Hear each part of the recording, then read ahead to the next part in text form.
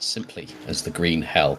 And Steve, the Eifel region, not too far from the Ardennes forest of Spa-Francorchamps, does have its unusual microclimates and characteristics, but all in all, a very fearsome track. Yeah, absolutely. Some fantastic curves around here. I mean, obviously you've got the Mercedes Arena where quite a few people try to make a few moves, but obviously, you know, down the other corners of the Dunlop curve and then up into the Schumacher S's, that's fantastic corner. Get that just right, and you can carry a lot of speed through there up to the Michelin curve. But obviously, you know, it's the NGK chicane as well.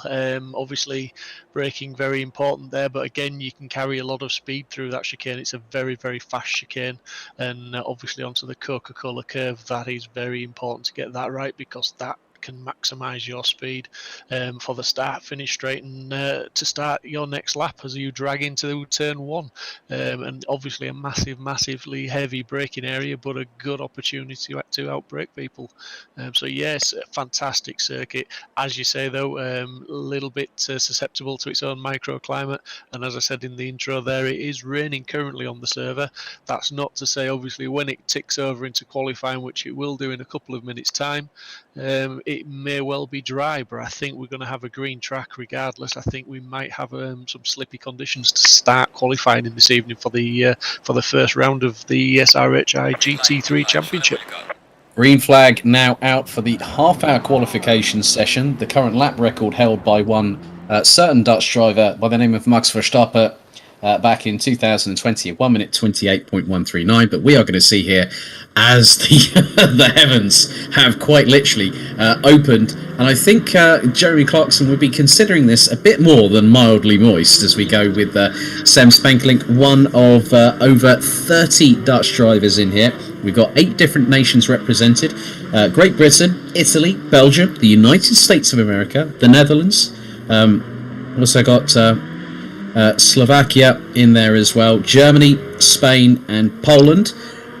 So this is the Tier 1, so we have 4 different classes here at SRHI. You have the Pro and the Semi-Pro, who will be competing in Tier 1, and then the Amateurs and the Rookies, who are also being showcased on the YouTube channel that you're probably watching. There's no commentary for that one, but we'll be concentrating on Tier 1 here. 50 cars, and the majority of the cars on this circuit will be the venerable Lexus RCF GT3, a V8 naturally aspirated engine that has got 12 cars. There's George Boothby, who is one of the drivers that we were talking with a couple of people from the organisation of Sim Racing Hub International, and a big thank you for them to welcoming us on board. Obviously myself and Steve were with them last year for the 3 hours of the Hungaroring.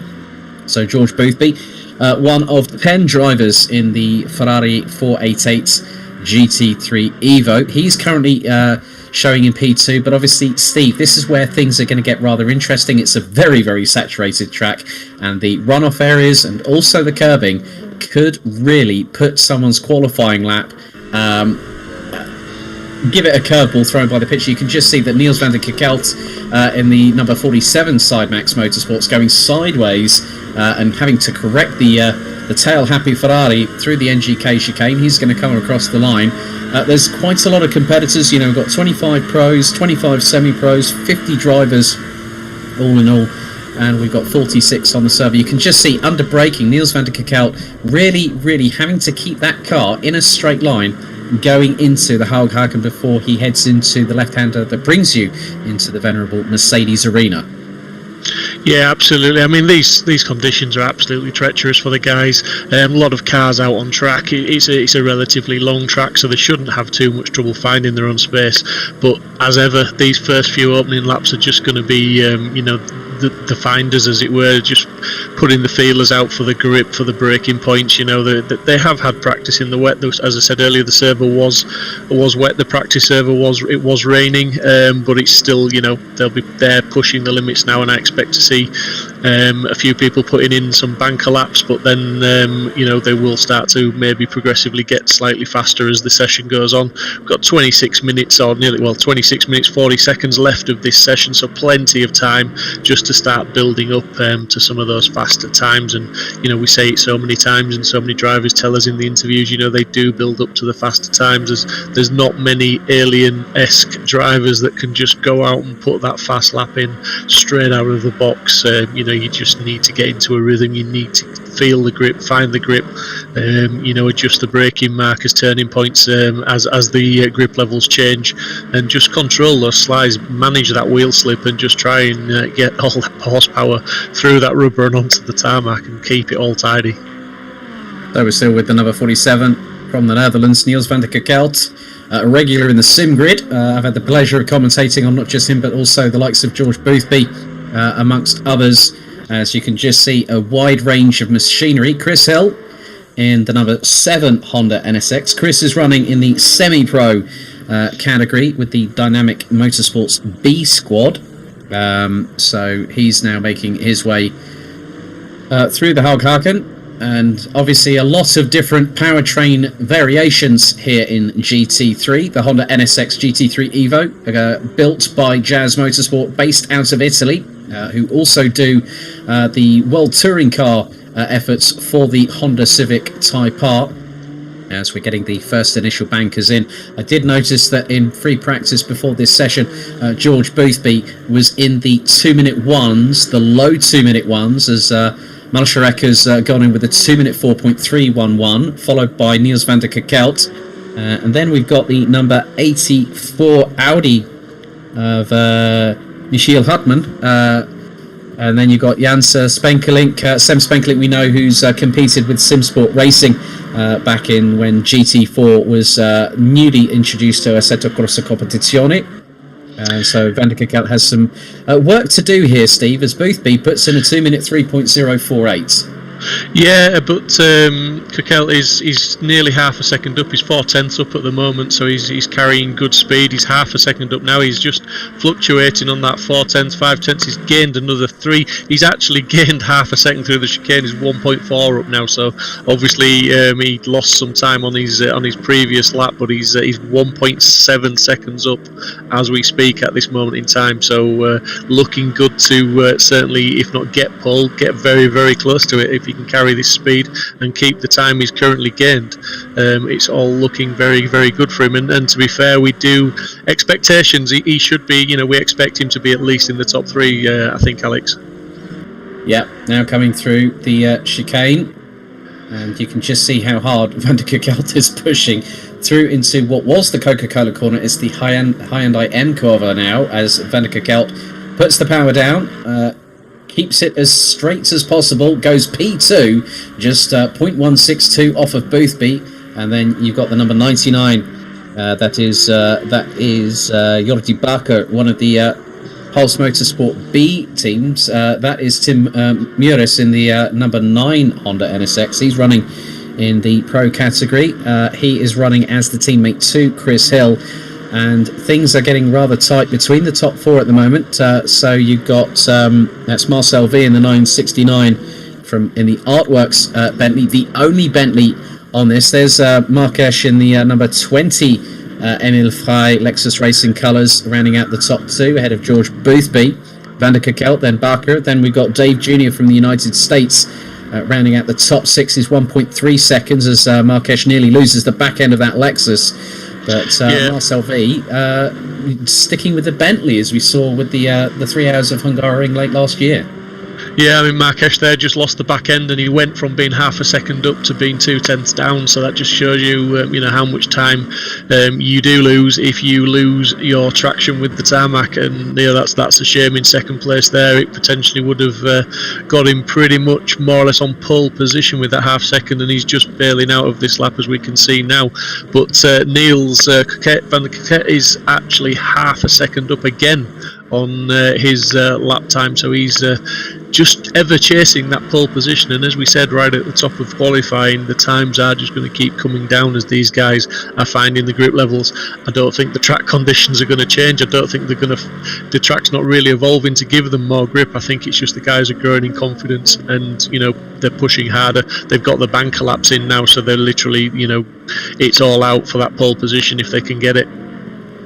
Yep, so Van der Kerkhout, this could put him into P2 once again, as Marcel V still holds provisional pole with 21 minutes and 38 seconds on the clock. Van der Kerkhout does not improve. He lost an absolute bag full of time there, but he still stays P4 at the moment. So Marcel V ahead of Marques. Boothby rounds out the top three. We're on board with Boothby. Oh, that was definitely some opposite lock, and there's a car just up ahead. Double waved yellows as Van der Kerkhout now going through the corner. You can just see, and there's Yannick Valenduk in the 301 Lamborghini Huracan GT3 Evo, one of two Lamborghini drivers in this field, and the other one is Arvin Nahm from Italy in Team Rocket the Furious, the number 5 car, who is currently 7th and is just a second and a quarter off of provisional pole. But Marcel V at the moment, best effort from him so far is a 2-minute 2.304. Valenduk coming towards us across the line, stays in what is now 14th as Sem Spenkelink in the number 64 Porsche is up into P13. And Van der Kerkhout, he's definitely making his way through some traffic just up ahead. He is, Alex. Sorry to interrupt. He is making his way through traffic, but he's 8/10ths up on his previous best lap time. So I just, I thought we should at least watch this, see if he can carry the speed, keep the time, take the time through to the end of the lap, because this would potentially just about almost put him on pole position if he can find another 10th somewhere. It's that gap, that pole time is it's creeping away from some of the drivers all the time. It's just getting a little bit faster and a little bit faster. But Niels van der Kerkhout is 7/10ths up still at this point in the lap, so that's good enough to put him back into P2. He's carried the speed he has, and he's gained more time. He's now 1 second up on his previous best, 1.2 at the moment. So he really is trying, and he is really finding the grip, and this could be the lap that gets him onto pole position at this moment in time. Yeah, he crosses the line 2-minute 2.022. That is nearly 0.3 of a second quicker than Marcel V. With Marques now, you've got Kroll in the number 933. Tim Kroll from Lock Driving from the Netherlands. He now rounds out the top 4. Boothby now down to 5th position, as there's the Pulse Motorsport Lexus of Jordi Bakker in the number 99, currently P11. So you can just see how torrential this rainfall is here at the Nürburgring. The wind is not picking up that much, and over the next 19 minutes, you are still going to see a very, very wet track here. For those wondering about the race format, it is a 30-minute qualifying session. It is then a 60-minute race with a mandatory pit stop for all competitors, and that does include refueling and tyres, so they will be in the pits for at least 30 seconds. And what will happen is that next week we will kickstart the next Sprint Championship, which will be the GT4 Sprint Championship next week, which will start at the Hungaroring on the 9th of February. So Steve, this rain is this is just absolutely biblical, isn't it? Yeah, absolutely. It's not showing any signs of easing up, and it's certainly not going to dry out for any dry laps in qualifying with just 18 minutes left. Absolutely phenomenal times the drivers are putting in, but it's testament to the skill level, testament to the practice. We know the practice servers have been busy. These lads have put a lot of time in practicing and trying to get things right, but when the conditions are like this, it's not easy. Concentration levels are at a maximum. It's interesting to see the car choices. We've got a fantastically wide choice of cars on the grid, which is going to make it interesting. And just on that point, the Lexus always used to be one of the stronger cars in the rain, so it'll be interesting when it comes to race time to see how the Lexus performs, because people used to say it was one of the better cars to be in should the heavens open, and my word, have the heavens opened this evening. They have indeed, and Our good friend Adam van Droonen says, good luck, guys. Hope you brought your umbrella and, yes, your raincoat. Alex, well, Aaron, you'll be pleased to know myself and Steve are completely dry. We're happy. We're happy as two pigs in a blanket at the moment, my friend. Boothby's just improved by 1.3 seconds to put him on pole by 3/10. So he's another man finding grip. So that is looking like a very, very strong Ferrari team and a front row lockout at this moment in time, Alex. Yeah, both the Sidemax Motorworks crew, they are definitely very, very much case in point. I've seen Boothby and Van der Kerkhout on the sim grid. I've actually commentated on them. Boothby actually won the most recent multi-class at Spa, and he won the GT3 class, whereas Van der Kerkhout had a race that could have been a little bit better for the Dutch driver. However, we know he's currently 2/10 up again, chasing that pole position. 3/10, shall we say. He's making time up. They are definitely finding more grip as they go. They're finding more confidence, and maybe they've been to the pits making adjustments to tyre pressures and things like that, or maybe they're just getting more heat into the tyres, but they're definitely finding more grip and more time as Van der Kerkhout. It is still 3/10 up, and if he can carry that to the line, he's going to be somewhere near pole position again, as we can see the two teammates on track literally running nose to tail with each other. So maybe that's helping maybe they're helping each other as well, just trying to increase that gap to the rest of the field.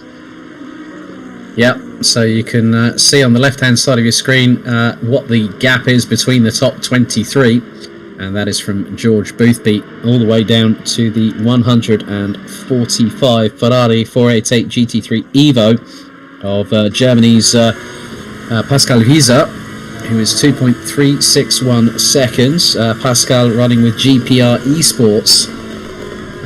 And you can just see that Van der Kerkhout catches he's caught that back end of that car twice through the NGK chicane, through the Hyundai N Curva, and Van der Kerkhout, I don't know if that sort of like tail happy motion of that car cost him time. Well, he didn't. It did indeed. Yeah. It cost him big time. I mean, he's still 3/10 off Marcel V, and even the Bentley, which is the heaviest car on this grid, the Artworks 969, he's still only 0.6 of a second off. However, we are halfway through the session itself. Yellow flags out once again, and when those wondering at home, if you are watching, thank you very much for tuning in.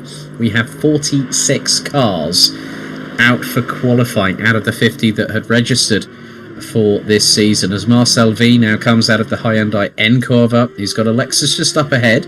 Let's see if the Artworks driver does make any kind of improvement. Well, it showed a 2-minute 2.3. Kern Septa from Rocky Racing in the number 32, currently now in P21, and Kern is just behind the number 12, and that is Bud Svering in the number 12 Lexus. Patrick Vanst, who we deal with on a regular basis, he's out on track at the moment in the number 777 Lexus. Patrick is running in a little bit further up the order than probably maybe a lot of people might have expected, but it's good to see these drivers. You can just see Sebastian Slopek from Poland in the Contact Racing Ferrari rounds out the 39. Then you got Frans van der Linden in 40th position, and Steve, even with a field like this, to be from 1st to 40th, be 3.8 seconds adrift of each other from 1st to 40th, that's incredibly good driving in these wet weather conditions with hardly any room on track to get a good hot lap in. Yeah, it is indeed, and we're going to see Dennis Workman just improve now up to 12th place from 29th, so that's a big improvement for the Lexus driver there, the 444 Lexus. But yeah, I mean, you know, we get close times so often in the dry conditions, and I won't say it's expected, but you know, the level of skill with the drivers taking to sim racing these days is pretty good. But in the wet conditions, it is so difficult. It's so much more intense. The concentration levels, there is you know, a lot more mistakes can be made a lot easier, and to see the field still of this size, still as close as it is together, is very, very good. It's very, very high class and very, very quality driving from everybody involved. We're not seeing very many incidents of people getting in the way of people. They're moving out of the way. They're letting people get the flying laps done. Absolutely fantastic respect between everybody at the moment, and it's Bart Zernwick. He's through. We're watching at the moment. He's 3/10 up also, and he's carrying that on. He's just lost a 10th there through the chicane. He's going to carry. He's still green. He's still 2. He's just increased back up to 3/10 faster. So he's going to hopefully make an improvement of maybe a couple of places, because it is very, very tight in the midfield, Alex. Yeah, I mean, if he was a little bit further up, he lost 2/10. He could have been up as high as into the top 12 as Patrick Vunst goes a bit grass happy through the NGK chicane. As some drivers, you've got Anthony Terhorst in the number 69 Mercedes down in 30th position, exactly 2.7 seconds. Look at the spray as we go on board with the Lexus of Patrick Vunst from Pulse Motorsport. That is incredibly demanding, and you can just see the different lines that these drivers are taking. We had a brief double waved yellow there. It's now been retracted. This is where everything is just going to change, and we've got just under 11 minutes still to go. Boothby at the minute has really put that warning shot across the bow, and Van der Kerkhout is the one that has gotten closest. But then, Marcel V, Cody Pride, the number 2, he within a couple of laps he got to within just under 7.5 tenths off of Boothby in just a handful of laps, and we know the calibre of Cody Pride because he's raced with us at SimSport Racing. James Warren, the number 1 in the number 39 Ferrari, he's in the number 1 Ferrari, he's down in 39th, nearly 3.5 seconds off of the pace in this session. But you said earlier that as I say that, James Warren comes across the line and puts the number 1 Ferrari on P8. That is the outside of row 4 with a 2-minute 2.970. But at the minute, no one seems to have a real answer apart from Van der Kerkhout on Boothby for provisional pole for the first round of 9 this season. Yeah, I mean, Cody Pride is 3/10 up at the moment. He's just running a little bit wide there. He's pushing the track limits. Hopefully that's not dirtied his lap, and it's cost him a little bit of time. He's lost a couple of tenths. He is still a 10th up at this stage in the lap, so maybe he can carry it, maybe he can build on it. He's still got time to make some time up, as it were. But yeah, it's very much a dominant display from the 666 and the 47 Ferraris on the front row at the moment. I mean, it's that's an impressive time for some wet weather running, and I think race qualifying is great. It's all well and good, but when you've got races like this of reasonable length, then and in these potentially in these conditions, it could be a dry race, but potentially in these conditions, consistency is key, and there are a few drivers that can be susceptible to mistakes. I mean, Cody Pride, you won't mind me saying, he's one of the quicker drivers on the grid, quite obviously in 3rd place at the moment. But we've seen in the past, when we've commentated on him before in other community events, he has made a few errors here and there. He can crack under the pressure, as it were. So it's all going to be all about consistency tonight, and keeping those, not necessarily the fastest lap times, but just the most consistent, and keeping them somewhere close, and being there when the checkered flag falls. Yeah, very much the case, as he now heads into the NGK chicane. Very neatly done through Advan, or what it was previously known as Hudson-Bach, as there's Jordi Bakker in the number 99, still in P7. We've got 8 minutes and 20 seconds of this session remaining. And for those wondering about the calendar for this before summer season, it's here at the Nürburgring, then in 2 weeks' time at Misano, then Silverstone a month later after that on the 16th of March, Barcelona on the 30th of March, before Zolder on the 13th of April, Spa-Francorchamps on the 4th of May, with Imola hosting race 7 on the 18th of May. Suzuka will host the penultimate round of this particular sprint championship on the 15th of June, with the Hungaroring rounding out this particular 9-round calendar. So it's going to be rather interesting over the next 4.5 months on who is going to come out as top dog. There's Wesley Janssen in Team Rocket the Fast, number 18 McLaren, coming through the Hyundai N Corva. And Wesley 1.8 seconds off of Boothby at the moment, and does not improve. Aaron van Drooyen, he needed to bring his galoshes with him as well this evening, because the Pro Sim Rig Racing 24 Mercedes needs to get up to some speed and needs to do something in the next 7 minutes, which effectively, if he's running on a 2-minute 4, Steve, that's going to give him about 3 to 4 laps of opportune time to try and get that car dialed in and just get it up to temperature on the tyres and the brakes, and that's not easy in wet weather conditions. No, it's very much not. I mean, he's 3/10 up currently at the moment, but obviously we're very early in the lap. He's got a long way to carry that and hopefully build on it, but it's just so difficult, Alex. I mean, these conditions, you know, it's some drivers, as we've seen again in the past, you know, we know with some of the other communities that we commentate on, that there are drivers that sometimes in the dry conditions, they're sort of mid-pack, but turn on the taps and get a bit of rain, and all of a sudden they're up there in the top 10 and battling for potential podiums.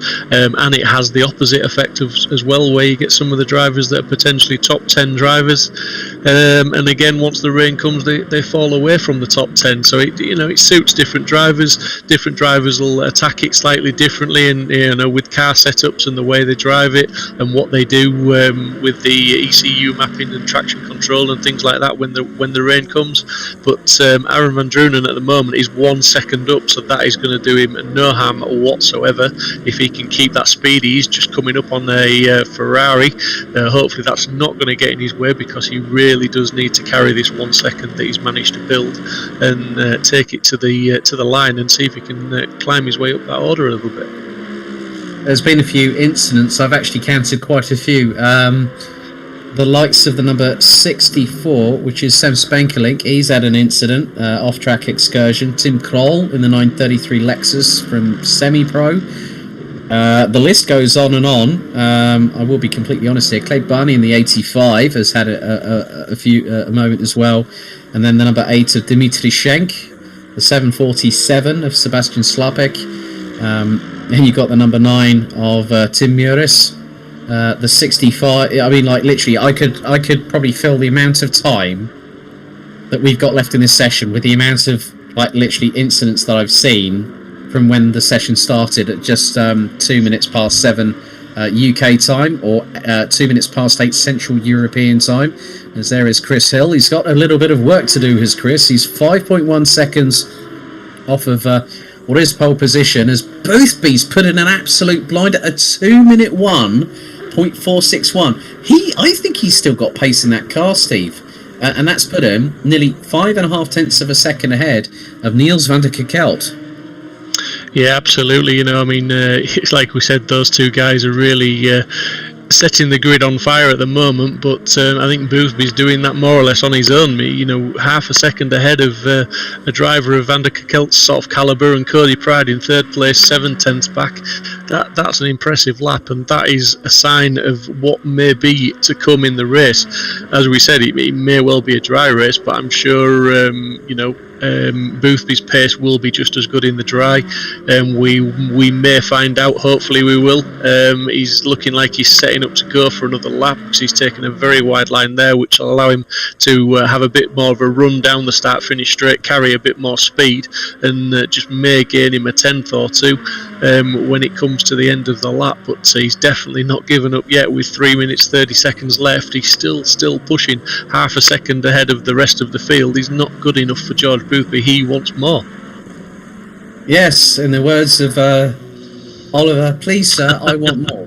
I set that one up for you. He avoided a back marker that was fat, you did. and he just had to. He's bailed out of that lap. Unfortunately, there was a back marker parked across the track, and he just had to take avoiding action, and that has cost him his time. But he's straight back out of the pits, I believe, and he's going to try and he will get round for another lap, as we've just seen Cody Pride make one of those mistakes coming through the chicane, just getting hooked onto the grass. He's slowed down, collected his thoughts, and now he's hit the loud pedal again, and he's going to go for a flying lap this time round. And as he crosses the line to start what potentially he might get 2 more laps in, this one and one more potentially.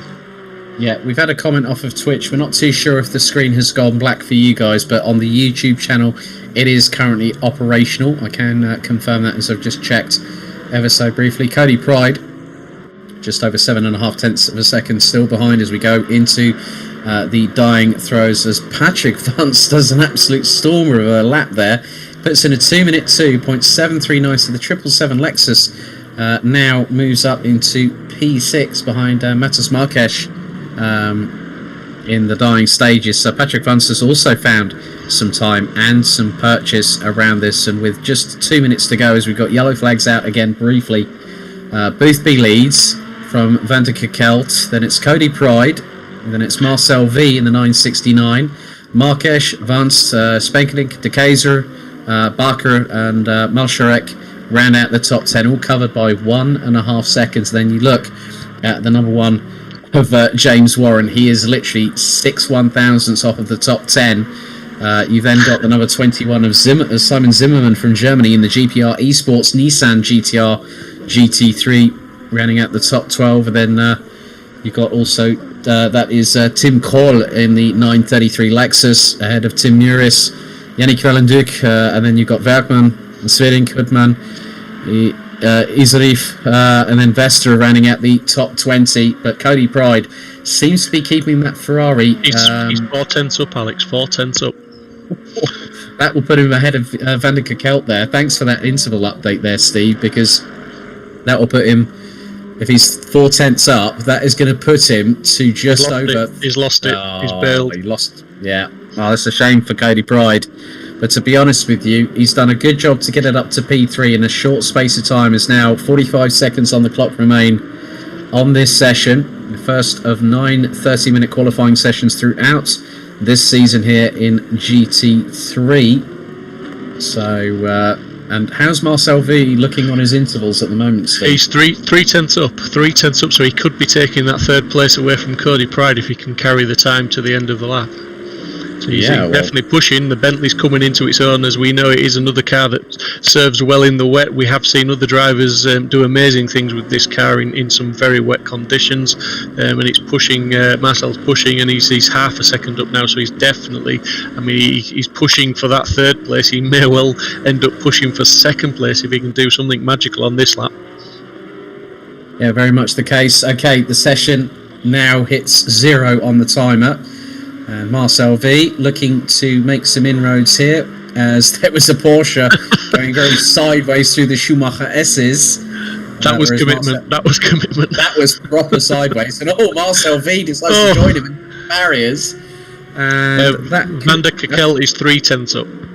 Oh crikey! I think that sideways Porsche might have been.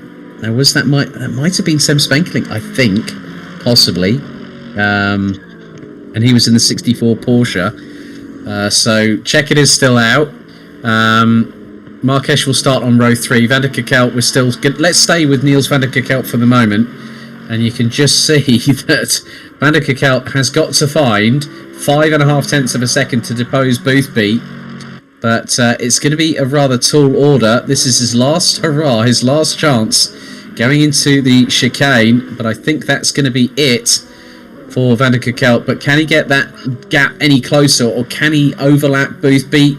I think it's going to be too little too late for the Dutch driver. He now powers towards the line as the checkered flag is out. Van der Kerkelt, no, he will be alongside George Boothby, who secures pole position. And you can see the time. So it's Boothby from Van der Kerkelt, Pride, and then Marcel V. Then it's James Warren, Matas Marques, Patrick Vance, Sem Spenkelink. Then you've got De Keyser, Barker, Malsharek, Zimmerman, Kohl, Muris, Scepter, Valenduc, Werkman, Svedink, Hutman, Isarif, Vester, Cox, Janse. And that really, Steve, that was just the impressiveness of George Boothby. We were speaking to some of the admin team before the race got underway, and they were saying, yeah, Boothby and Van der Kerkelt, we know what they're like, they're competitive, but it can all go wrong at a particular moment, and when it's wet weather, anyone could get caught out with a tail happy car. Yeah, absolutely. And when you're running so close together, let's not forget, the visibility, as we saw with a couple of the onboard shots there. When that was just when one car was following another. When you're following a whole pack into turn one, or any corner for that matter, going round on the opening few laps when they're all going to be so bunched up, it's going to be very difficult. Those braking markers are going to be as much from memory as they are from visual visual points of reference. It's going to be so difficult, and the concentration levels and the caution is going to have to be at its maximum. Just don't want to take anybody out. It's a long race, and it's the first race of a long season, so you just want to get finished and get some points on the board and just get yourself settled into this championship. There are so many drivers on the grid tonight, many nationalities. It'll be a lot of the first time for a lot of the drivers that they've actually raced together tonight, so they'll be finding their feet, finding out who they're racing against, and falling into sort of a natural pecking order, shall we say, with regards to time and pace. So it's going to be a really interesting race tonight, as the cars are forming up on the grid at the moment, and I can tell you it's still heavily at the moment. 46 cars going into the Halgaken ahead of a 60-minute race with a mandatory pit stop. For those wondering about the points, it's 35 points for a win. Obviously, the semi-pro and the pro will have their own respective championship points, but there are overall bragging rights in both categories. There is a teams championship where, again, first place is 35 points, goes all down all the way. So it's 35 for a win, 30 for second, 25 for third, 20 for fourth, and it goes all the way down in different increments. So as soon as you hit sixth place, it goes from 10 to 1 point for 15th position. And effectively, Steve, that's going to really give the teams an opportunity to work together, strategize, because there'll be pro and semi-pro combinations, or what I tend to, you heard it there, didn't you? I nearly said pro-am, a bit like the World Endurance Championship, didn't I? Absolutely, yeah. I mean, I don't know. It's going to be, like I said earlier, there's so many different skill levels on the track. I mean, they're all of a high caliber of driver, but as I said earlier, these conditions really sort of define those that are adaptable to the wet conditions as well, because believe me, I mean, everybody concentrates 100% of the time when they're trying to put the laps in round here in these conditions, but it's just so difficult in the wet weather. It's the concentration levels have got to be so high, and it's a case of just keeping it clean to the end of the lap, taking the positions when you can, and getting the car to the end of the race and seeing where you shake out as I said earlier, in the pecking order, and just seeing who you're fighting in the championship, and move on to the next round once you've got some points in the bag here. Nobody wants to finish out of the points. No one wants to retire from the race. Everyone wants to bring it home and get some points on the board at the first round. Yeah, it looks like the formation lap is currently underway. 14 degrees Celsius air temperature, 18 degrees track temperature, 60 minutes of racing. As I mentioned earlier on, the format is rather straightforward. It is a 60-minute flat-out race, but it is coupled with a mandatory pit stop. All drivers will have to have a mandatory tyre change, and they do have to refuel. That is according to the Sim Racing Hub International.EU's official regulations. No, Cody's internet's gone. That's always devastating when it's obviously totally out of the driver's control. Cody, as I said earlier, really fast driver, very good driver, high hopes for Cody, but really sad to hear that, mate. And if you watch the stream back, commiserations from us guys, and we'll just have to look forward to seeing you at round two, buddy. It really sucks, does that? Yeah, so that has changed the dynamic of the race. We're going to have 45 starters. It will be a 2x2 rolling start formation, as they are now making their way through towards the Schumacher S's. As I can see that there are possibly a few other stragglers at the back part, but everyone's starting to make their way through. And Steve, just say, look at the size of that field. Look at the size. They're still peeling down the back towards the hairpin as these guys are heading up towards the chicane. That is an absolutely massive grid of cars, and it's going to be interesting to see how the opening few laps pan out here. And as the drivers, like I keep saying, they're going to need to keep it clean. They're going to need to have the wits about them and full awareness of who's where on the track and who's around them. Yeah, very much the case. So the top 10, as they now make their way through into the right-hand kink at Advan before the NGK chicane. So the starting order for the top 10 will be Boothby, Van der Kerkelt. Would have been Cody Pride, but Marcel V will now line up in third place. Cody's teammate at PPR Esports, James Warren, the number 1, will start 5th. Matus Marques 6th. Patrick Vansten 7th. Sem Spenkelink, Damien de Keyser, Jordi Barker rounds out the top 10, followed by Malsharek, Zimmerman, Kohl, Muris, Septa, Valenduk, Wertmann, Sverink, Hudman, and Izarif, as they now get ready. 60 minutes to start this season of the SRHI GT3 Sprint Championship. It will be Boothby on pole, and along with him, Van der Kerkelt will control the pace. So it is a lockout on the front row for Side Max Motorworks. And this is where it gets interesting. The rain coming down heavy like it did in qualifying. Ladies and gentlemen, are we ready? Are we steady? And it's about time to go green, green, green. They put the accelerators hard to the floor, and it looks like Van der Kerkelt has got a little bit of a lead ahead of Boothby going into the Haughaken for the first time, as Marcel V gets overtaken towards the outside of the Haughaken by James Warren, as there's nearly 3 abreast. The likes of Spenkelink, Vance and Marques battling away, as Cox has already got a drive through in the number 35. But Van der Kerkelt, has he got the move done? I think he has, and that is, if he's got that move done within the first few corners, as there is a lot of action happening behind. Marcel V losing out positions. I'm not too sure if there was a little tap between him and Patrick Vansten. Sem Spenkelink also goes wide behind the number 777 Lexus as they filter their way down to Valvoline and Ford for the first time. I do not know how these drivers are making it through, but there are a couple of stragglers at the back. But that was pretty clean for a first lap in the wet, and we're only a minute in here, Steve. Yeah, absolutely. There's battles all over. We can just see a few drivers, Cox there with their drive-through as well. Guessing that's maybe for being out of position at the start. But absolutely massive grid. Everybody's nose to tail still, as you would expect, obviously on the first lap. But a little bit of space. I think people are just maybe being a bit cautious, as we said, in those braking zones. The last thing you want to do is run up behind somebody and do some damage or take yourself out so early on in the race. Looking at Aaron van Droonen here, he's in 21st at the moment, but look at how far those cars, the string of cars just so far back, and all nose to tail now, driving pretty respectfully of each other. Like I say, they are allowing that little bit of extra room, but they're still looking towards trying to get a move done if the opportunity arises.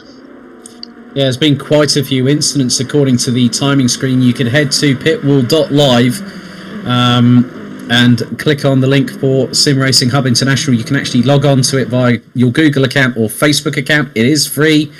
As now we're on to the completion of lap number 1. Niels van der Kerkelt has a 7/10 of a second advantage ahead of George Boothby. Then it is James Warren in the number 1. Then it's Marcel V, Patrick Vanst, Sem Spenkelink, Damien de Keyser, Matus Marques, Christian Malsharek, and then you've got Jordi Barker rounding out the top 10 positions. As I've just also spotted that Dimitri Schenk has just had a little bit of an incident, I believe, and that would have been with Zander Vale in the number 808 Lexus.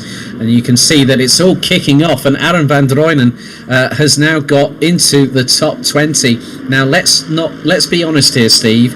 He didn't qualify that well. He was out of the top 35 by the end of the session, as there's his teammate Anthony Terhorst in the number 69.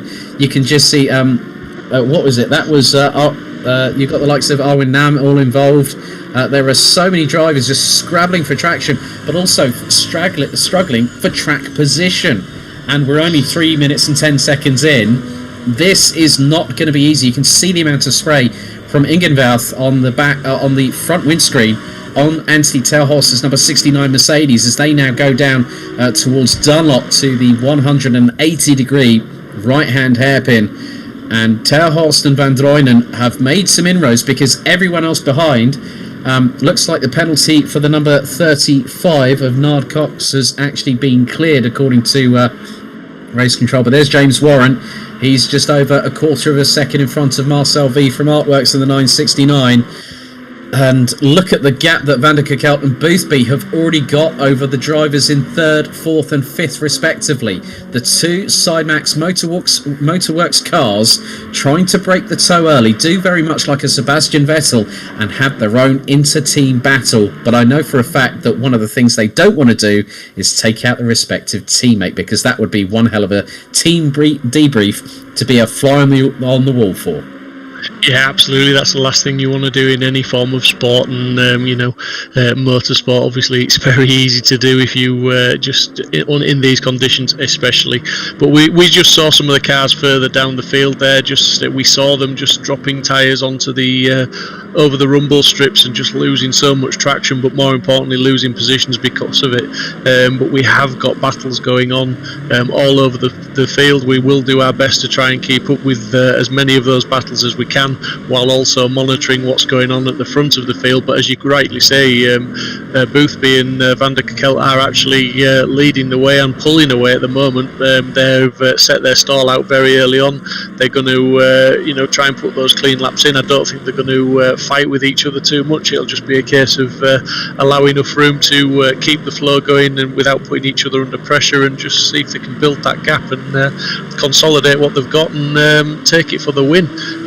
Talking about that with 54 minutes still to go and a pit stop, so it's far from far as it can almost be from over, but lots of exciting racing to go. But they've started off well, and I think they've started off as they mean to go on. Just having a look a bit further down the field towards the back end of it, Chris Hill and Simon Pike are both getting those Hondas up the order. They've actually made up at least 10 positions each respectively. So Chris Hill currently in P35, Simon Pike just behind, and Pike is actually lapping quite considerably faster, nearly that looks to be about 1.7 seconds quicker than Chris Hill. But that's good to see. You've got Joris Evelins in one of the other Hondas, and there is Chris Hill, and he's just got past Dave Jr. So Dave Jr.'s got some front end damage on that Mercedes, and there was a lot of incidents on the very first run down to turn 1, the Haughaken. So in many respects, the drivers now having to try and do their best to circumnavigate things. But Chris Hill keeping that mid-engine rear-wheel drive Honda NSX type Honda NSX GT3 very straight and true. There's Wesley Janssen in the number 18 Team Rocket, the fast 720S. He's got Nybora in the number 622 Audi just behind. The battle between them is split by about half a second, so the drivers really but at the moment at the lead of it all, Boothby, I've just noted, has just gone quicker than Van der Kerkelt on the last lap. Okay, he went quicker by literally 0.008 of a second, went purple in the first sector, and then took nearly a second out of Kerkelt, but then lost nigh on 0.8 of it in sector 3. So Van der Kerkelt's got that 488 really hooked up at the moment, and that's why he's able to keep that gap of about 0.9 ahead of George Boothby. Yeah, absolutely. I think the guys are just settling into the pace. Obviously, they're carrying more fuel now. Obviously, if they're changing tyres, they'll probably be refueling as well. I don't think it'll add anything to the pit stop time. It will all happen simultaneously. So yeah, they'll be carrying enough fuel, at least for, I would say, for 30 minutes of the race, maybe a little bit more to give themselves options. But it will be interesting to see if there are any strategies tonight, or whether anyone tries to go literally as late as possible and just do a pit stop towards the end. I don't think there's anything to be gained from that, but you just never know what goes through the mind of some of the drivers. Will any of them pit early, or will they predominantly all pit around about the 30-minute mark here? Yet to wait and see what happens. But as you say, that lead is now extending for these two. They're certainly sticking together, and Van der Kerkelt is not losing Boothby at all. In fact, as you said, Boothby is lapping slightly quicker. He's just put in a 2-minute 1.719. He was He put a purple in sectors 2 and 3. Van der Kerkhout was quicker by just over a tenth, but then Boothby clawed over close to 2.5 tenths of a second in the final sector, and then took over a tenth out of Van der Kerkhout in the middle sector. So Boothby's tyres are now starting to come alive in that Ferrari. But also, one of the good things that he's got here, Steve, is that Van der Kerkhout is effectively his yardstick. Yeah, absolutely. It's always easier normally easier to follow. Obviously, take the spray out of the equation, and it would be a damn sight easier. But yeah, definitely, you've got someone in front. You can see if they start to make a few mistakes, if they're pushing hard. You can judge, braking markers, turning points, and general corner grip from the car in front, and obviously from how your car feels. But it is easier. I prefer to follow somebody. I find to be able to lap faster if when the quicker drivers lap me when I'm racing. I usually stay with them for a little bit. It gives me something to aim for, and it generally makes me a little bit quicker. But Boothby's certainly on a charge now, and he's as close as he has been since the start of this race. And the guys are coming up against some back markers already, which is very early on. But I'm guessing some people have had to maybe make some pit stops for damage or penalties at this point. Yeah, I'm just looking a bit further down the field. 38th and 39th. The 145 of Germany's Pascal Wieser, and then you've got Tim Neubauer in the 622. They've had a coming together. Neubauer lost about 8 seconds in that first sector alone. And then also the numbers 8 and 90. That was Dimitri Schenk and Klaus Wester. They've had a bit of a coming together. They've had a slight incident as well, I think. The drivers are really struggling because we're just over 10 minutes in, and there are so many positional changes, ladies and gentlemen. It is difficult for both myself and Steve to try and keep up with this, so we will keep you apprised as Boothby went absolutely howitzing into that curb on the Haughaken. I think he might have lost it looked like he lost a little bit of momentum. But the biggest thing here, Steve, he was a tenth up in Sector 1 on the previous lap. He went purple in Sector 2 with a 45.6. Van der Kerkhout did a 45.888. That was nearly 0.3 of a second to the good in favour of Boothby. And now he's got that gap to just under 0.4 of a second. Yeah, and again, Marcel in the Bentley has got past Warren back up into third place, and not only has he got past him, he's pulling a gap on him now, so he's making that Bentley work and work to his advantage. It may be, at the moment he's lapping quite a bit slower than the guys in front of him, as I think they're really on a pace of their own, the two Ferraris out front. But if he can build on the lead he's got over Warren and stretch his legs a little bit, it's not over. It only takes a mistake from one of those Ferraris, and all the hard work they've done, all the good work they've done, could be destroyed by one simple mistake, and they could find a Bentley on their tail very, very quickly. Or in this case, with the weather, the Boatley is more affectionately known in wet weather conditions. But we talked about strategy with regards to pit stops a bit earlier, Steve, that the Bentley has the biggest fuel tank.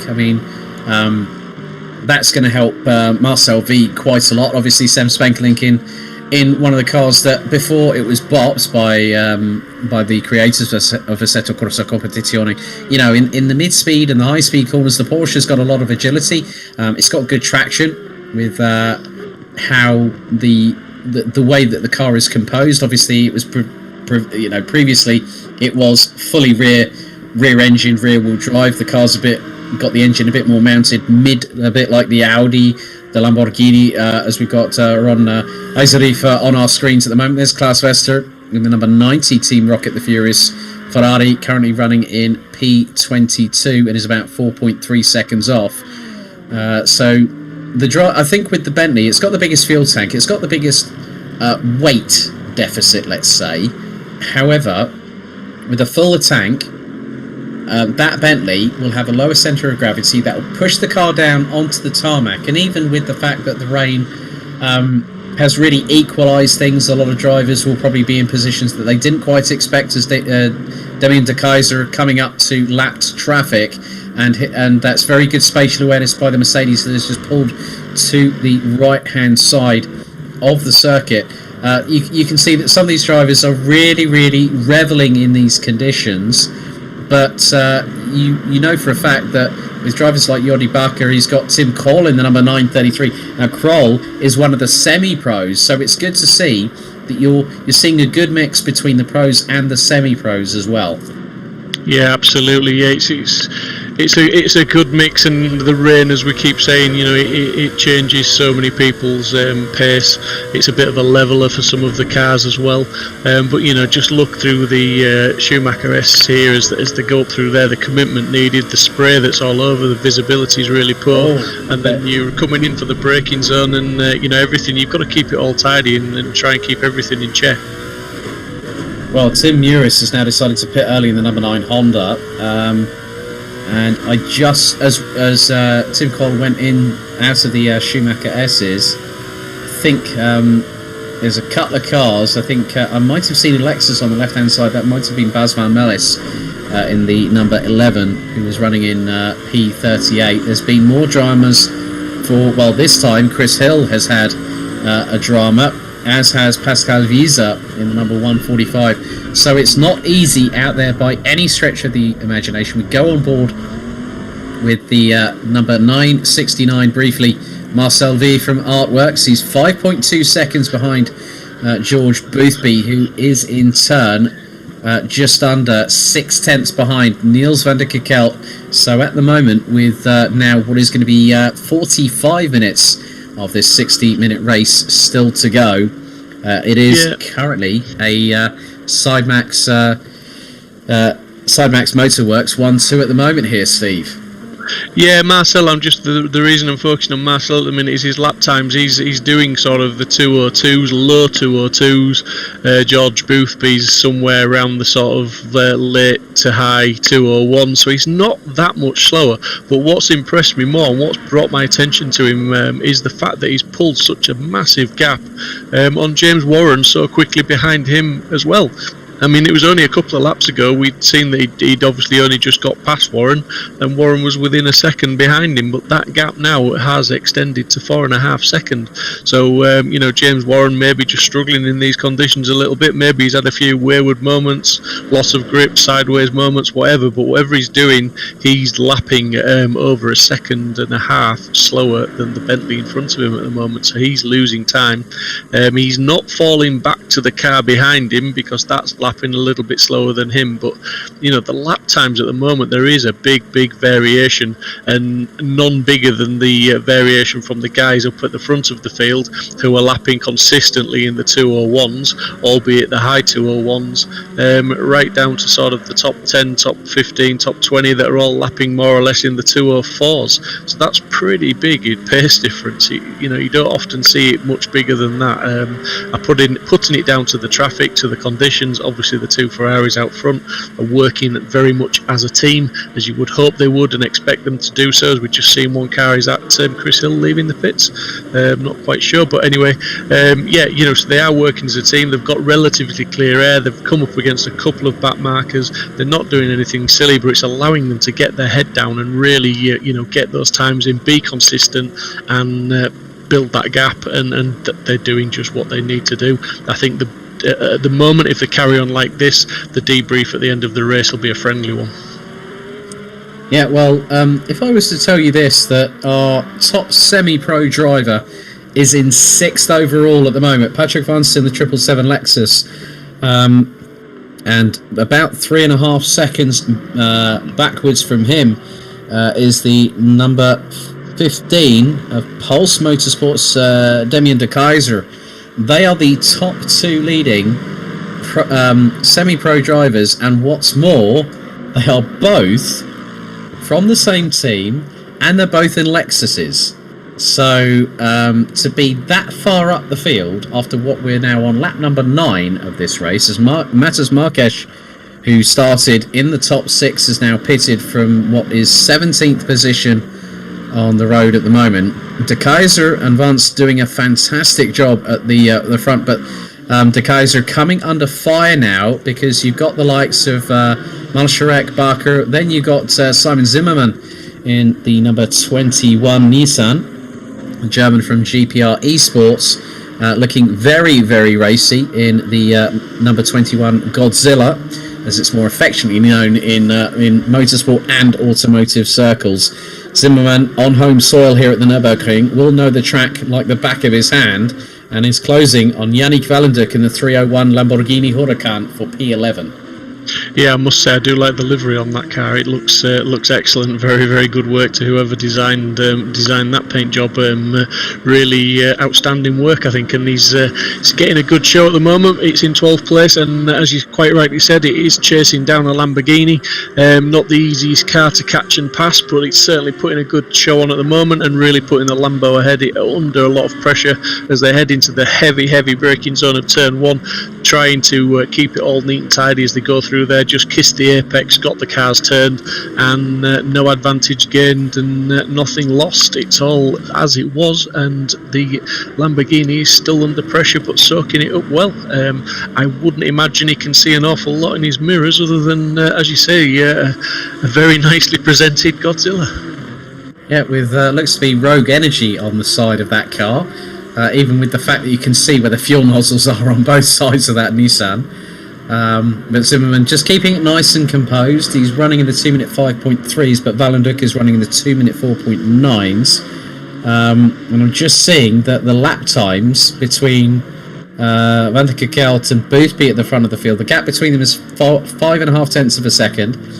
Boothby's lap time, Steve, was 18 thousandths quicker than Van der Kerkhout on the previous lap. So they are working in some respects. As Dennis Werkman in the number 444 gets a bit of a tank slapper there, and that looks to be the 747 of Schlapek trying to go towards the inside, goes towards the outside, so Werkman manages to hit the apex nice and tidily there in the Lexus, but Werkman had a bit of a wobble and was just behind Vanya in the number 34 Audi. That could have spelt trouble for the 444 Lexus right there and then.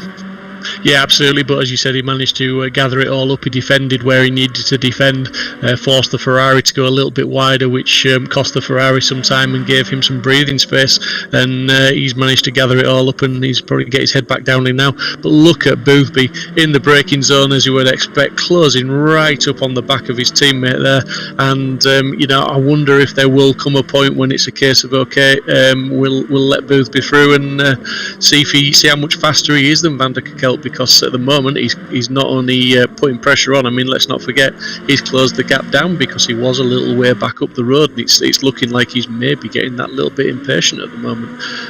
Be interesting team radio maybe. Yeah, fly on the wall scenario there, Steve. But Van der Kerkhout did a 2-minute 2.346. Boothby was about a tenth and a half quicker, a 2-minute 2.193. So it's the Netherlands versus Great Britain at the front of the field. As we're on to lap number 11, Boothby getting a bit closer in the tow. As I said, he's using Van der Kerkhout as his yardstick. Even though these two are teammates, both of them want the victory. As we go on board the roof cam at the front of George Boothby's car through the Michael Schumacher S's, and then up into the very nice sort of 90 left, followed by the 90 right. The Hankook curve, and now into Bitkurve now that was a Honda NSX exiting stage left there. Not too sure who that was, as Adam van Droonen pits from P17. A good effort from the number 24 Pro Simrig Mercedes, so he will be the first out of the top 20 to serve the mandatory pit stop. There's Sam Spankelink, he's about a second and a bit behind James Warren. So Sam Spankelink from the dark sky racing car. Well, that isn't exactly dark sky. That probably would be turquoise blue if you put it up there if there were no clouds. Yeah, it's a little bit standout, isn't it? But just interestingly, Sem is actually closing ever so slightly. It's only a tenth here and a tenth there, but time gained is time gained, and he is closing up slightly on James Warren. So James Warren is not too far up the road, may start to notice that gain and feel a little bit of pressure. Sem could be going for that fourth place very, very soon. 37 minutes left on the clock. Pit stops are starting to happen. We are falling into what would be pretty much, I would imagine, the optimum pit window. The conditions aren't going to change. It's going to stay wet. So it's going to be very, very interesting to see what we do. Obviously, a few of the guys, maybe if they feel they're stuck behind somebody at the moment, they're not feeling the rhythm they want to because they're having to follow somebody, may decide to pit a lap or two earlier, try to get the undercut and gain a position or two that way. So expect to see a few different strategies. Now, as Sem goes very, very wide there, drifting sideways, loses it and reverses very unceremoniously into the gravel, but he's good to get it all gathered up, get back on track, and that's just cost him quite a lot of time and places. Yeah, Patrick Vance, Damien de Keyser, and there is Malsharek in the number 46 just up ahead. I think there was a car off the road there. That was one of the Hondas. I think that might be from Dynamic Motorsports B. I couldn't really make out who that was, but Simon Pike did have a bit of a moment earlier on.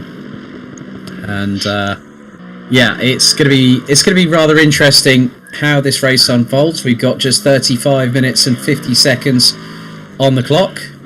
Well, that's still what Patrick wants. Yeah, Patrick wants now up to 5th place. That's a fantastic drive from Patrick at the moment. That's a great position to be in. Yes, I think there has been a couple of pit stops around him, but generally that's a very good place to be for the Lexus driver. Yep, the highest of the semi-pro drivers in 5th position, and his teammate Damien de Keyser in the number 15.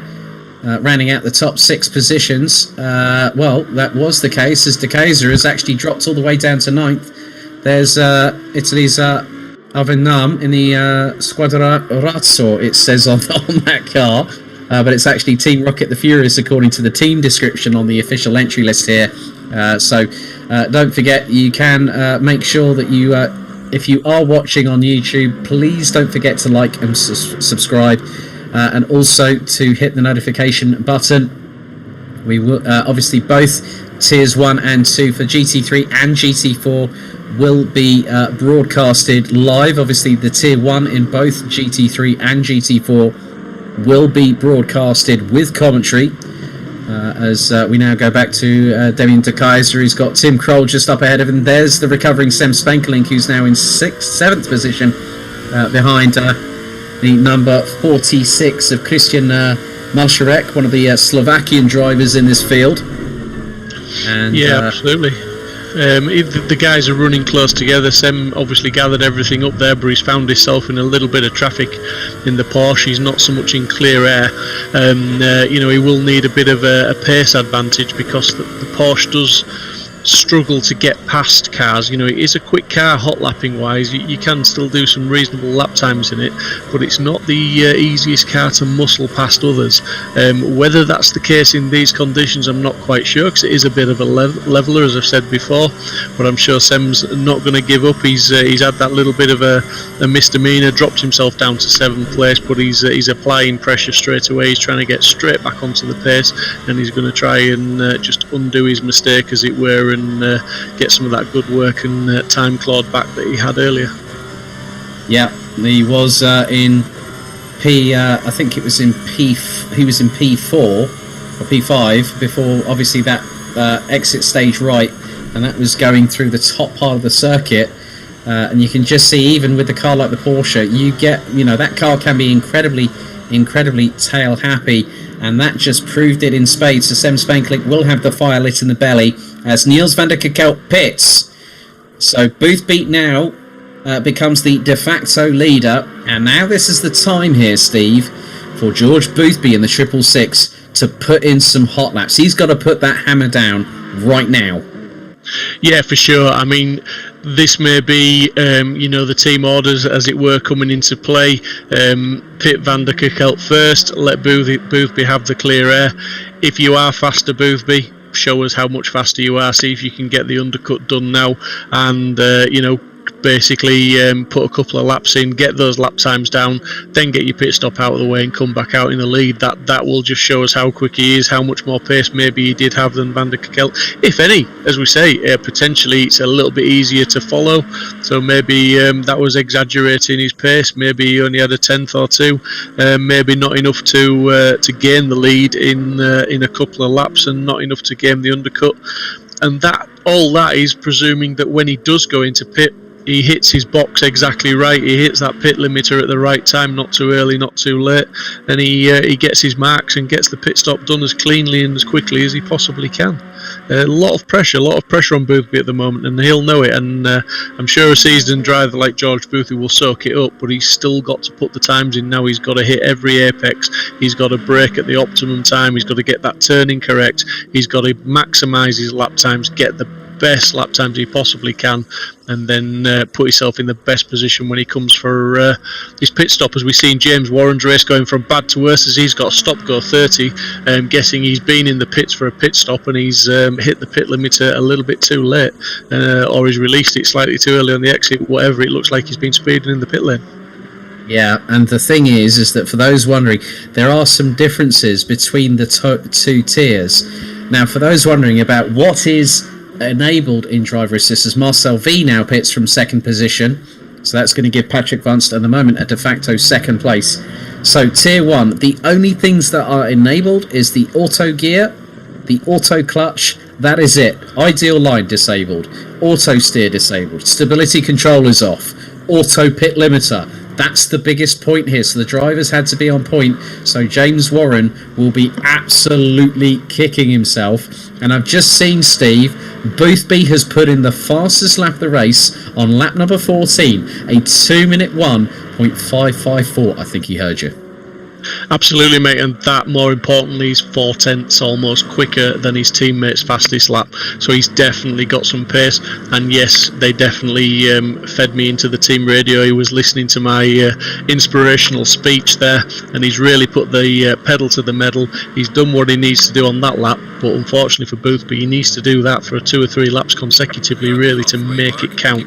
He really does need to keep the hammer down, keep doing what he's doing. But as I said before, driver of his calibre, I'm sure he can do it. I'm sure we're going to see an undercut potentially here from Boothby. I think instead of the epic speech from the late Martin Luther King, I have a dream, Steve Proudly's speech would start like this: I have a lead right foot. I'm going to say it's certainly not a dream, buddy. It's certainly not a dream. It's certainly reality. It's reality when you got a lead right foot, and I know you have got one, mate. When you're on form, my friend. It's always my speeches are always a list of instructions and expectations. Is that with the to-do list as well? As Boothby now pits from the lead after he's now on to lap number 16. So Patrick Vance will have to now do his bit of business and he pits from P2. They're all starting to come in now with 31 minutes completed, and that is Zimmerman. So Zimmerman has gone out for longer in the Nissan. There's Niels van der Kekelt. Malsharek now pits as well from P4. The situation, it is very much changing right about now as we go into the last 28 minutes and 38 seconds. A brief yellow flag that has now been... Now, I've just seen the stop-go was actually cleared. So that would mean that he must have... So that must have mean that James Warren has served his pit stop penalty. Steve, that puts him P28. Yeah, absolutely. I mean, that is heartbreaking again, but it's a driver error. You know, it's he obviously did something wrong with the pit limiter. As I said, he's either gone into the pits too hot, or he's tried to release it a little bit too early and just speeded on the way out of the pits. So it's it's a short, sharp lesson. The stop goes cost him big time, and it's put him at the tail end of the top 30. But it's not over. He's still racing, as we've seen Van der Kekelt really trying and using a little bit, very bravely it has to be said, of the AstroTurf there, because that's not the best place to be in these conditions. It can soon catch you out, but he'll know. He'll have seen the lap times of his teammate. He'll know what he's got to do. He's he'll have that hammer down now, and he'll be trying to replicate what Boothby did, but it's going to be difficult for him. Yeah, Van der Kerkhout, I just noticed, did a 2-minute 2.7. That's actually quicker than a lot of the field in front of him. So Van der Kerkhout, he's now showing in what is effectively, so as Eiserif now pits, so Van der Kerkhout now up into 8th place, and Steve, the gap between him and George Boothby is 3.7 seconds. I think Van der Kerkhout's got a good turn of pace as one. That looks to be one of the Dynamic Motorsport team cars, one of the Hondas that has gone off. I'm not too sure if it was A or B there, but Van der Kerkhout will now have the bit between the teeth and will go for it. Yeah, absolutely. I mean, regarding a show of pace, his first flying lap there was a 2:02.79, so it was some way off the lap times that they have been doing previously. Obviously, he's going to have more fuel on again. He's going to be back to pretty much the same sort of fuel load as they had at the start of the race, I would expect. But it'll be interesting on the next lap to see what Boothby's pace is regarding his first flying lap if he's got no traffic in front of him. But yeah, I mean, Boothby's done what he needs to do. He's got a 3.5 second advantage over Van der Kerkhout at this moment in time, and that wasn't just his pace on track. That was down to, I would imagine, hitting all the markers and all the important points of the pit stop. He got them all perfect, and he potentially got in and out of the pits that little bit quicker as well. Yeah, and just looking with just under 26 minutes to go, some drivers still yet to pit. Tim Cole has now pitted.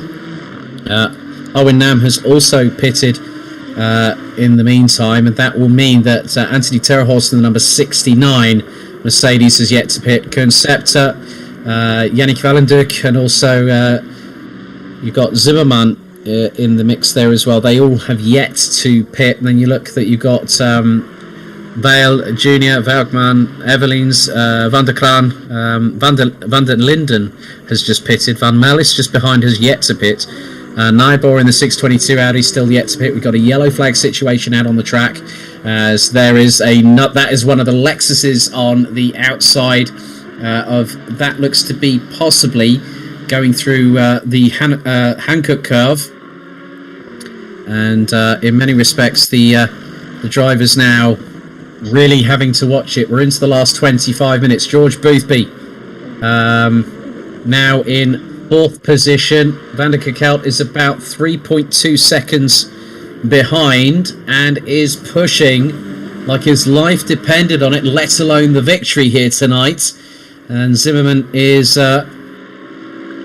funny enough, he's running on the 2-minute 3.4s. He's just done a 2-minute 4, so that, I think the tyres are starting to fall off the cliff for Zimmerman. He's going to have to pit in the next lap or two to try and see if he can keep ahead of Boothby. But the way that Boothby is absolutely manhandling that car, he's now going to take P3 as Yannick Valenduk has now dropped into the pits in the 301 Lamborghini Huracan GT3 Evo from 3rd place. So Boothby and Van der Kerkhout and Marcel V, the 3 drivers that could very much be on our podium, but it's all dependent on what everyone else does around them and who is going to pick up the pace. Yeah, absolutely. I mean, they're driving really, really well. Boothby, to be fair, Van der Kerkhout's opening lap didn't look too bad, because Boothby's first flying lap was a 2:03.2, so his opening flying lap was slower than Van der Kerkhout, so definitely struggling with the bigger fuel loads on the Ferraris. It is slowing them down. Having said that, they're the only man that's quicker than them at the moment on the same strategy that's had the pit stop is Marcel. He's lapping in the 2:02 still, so maybe he's found some pace. Maybe it's time for the Boatley to shine and close a bit of the gap down. Who knows? It's, there's 23 minutes. There's still plenty of time for drivers to find the rhythm, to get the pace and to close the gaps down. But also there's time for mistakes to be made and positions to be lost. Well, if Marcel V knows his port from his starboard in that Boatley, he'll be absolutely fine tonight. And I'm sure that as Boothby has a moment going through the Michael Schumacher S's, and that could lose him. You can now see Van der Kerkhout is not that far behind. Boothby now knows that Van der Kerkhout will come charging, and between the pair of them, Van der Kerkhout did a 2-minute 2.2, Boothby a 2-minute 3. 198 on that last lap. Yeah, Boothby's 1.2 seconds up on this lap though, so this lap is a flyer. He's responded. He's got some heat into those tyres after his first flying lap, and he's going to come round now to the start line. He's carrying that 1.2 second advantage on his lap time, so he's going to be getting closer to the laps that he was lap times he was achieving before the pit stops, albeit not quite as quick yet. Still a bit more heat to find for the tyres, brakes, and obviously the heavier fuel load. But Boothby's lap there was a 2:01.9, so that's significantly quicker than his last lap, and more importantly, that was a good half second faster than Van der Kelt in fourth place. Well, this is now where it's going to get really interesting, because that was one of the Lexuses just up ahead. Simon Zimmerman, this is an inspired drive from him at the moment. We're on lap number 19. Koen Scepter has just got into the pits, so that's going to give Boothby second. As soon as Scepter is currently in the pits at the moment. Anthony Terhorst is now pitted. And then you've got the 808, and that is the Lexus of Sander Vale in the 808. Lexus has yet to pit. Van der Kraan has pitted.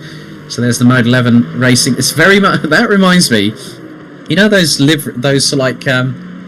overt liveries that the automotive manufacturers have when they're testing prototypes out in public. That's what this livery reminds me of. Yeah, absolutely. Maybe minus the luminous green highlights, but yeah, definitely looks like the modern camouflage paint jobs, like you say, the vinyl wraps that they put on the development cars. But yeah, certainly. I mean, these guys that are pushing on now, there's very, very few guys still left to pit. So the majority of the field have done. But Zimmerman's still out there. He's actually going in the pits now, as we can see. Look, he's just going to hit the pit limiter and reduce his speed down to the mandatory pit limit. Hopefully not pick up any penalties and complete his mandatory pit stop. And we'll see where he shakes out. But that should now just give George Boothby the lead back, and he is nicely ahead of his teammate Van der Kelt in second, who is now a good, nearly 4 seconds back. So that gap is somewhat growing ever so slightly lap after lap. Boothby's really got the hammer down, and he doesn't want to give his teammate a sniff of the win at all tonight. Boothby's going to try and dominate, I think, now. Yeah, and he's just got past the 747. Sebastian Slapek from Poland going through into the Hagen as now Boothby exits the Mercedes arena. Wipers definitely still going like the clappers, as there's Sem Spenkelink. He is only 1.1 seconds behind Patrick Vunst, who's just up ahead. Sander Vale is now pitted from P5, so this is dependent on whether Spenkelink could get the hammer down and close up on Patrick Vunst. I'm just looking at the lap times between the pair of them. Spenkelink was over 0.7 of a second quicker that time around. Yeah, Sem has just made another mistake, and that is the Alex Goldschmidt curse, I believe. There, shut up! He was having a fantastic race until you spotted his achievements there, and he's just lost it. And as we got, Zimmerman has also had a speeding in the pit lane. Yeah, he's got a stop go 30, so that is going to drop him way down the order, and that's devastating. I mean, he was slightly out of position, obviously down to the pit stops, but that's going to have cost him his actual position. That's going to really, you've got the pit in time, you've got a stop in your box, 30 seconds waiting, so it's equivalent to another pit stop. That's going to cost him big time in the race tonight. And when he comes out, he's not going to have a lot of time left to make up and try and recover some of that time. As Sem is, Spenklink's showing in 5th place, so he's managed to recover from the earlier incident we saw. He is, he's got his concentration back. He's putting the laps in. Just a couple of mistakes that we've caught on camera this evening, and I'm sure he'll be really pleased about that when he watches the feedback later on tonight or tomorrow, as I'm sure he will.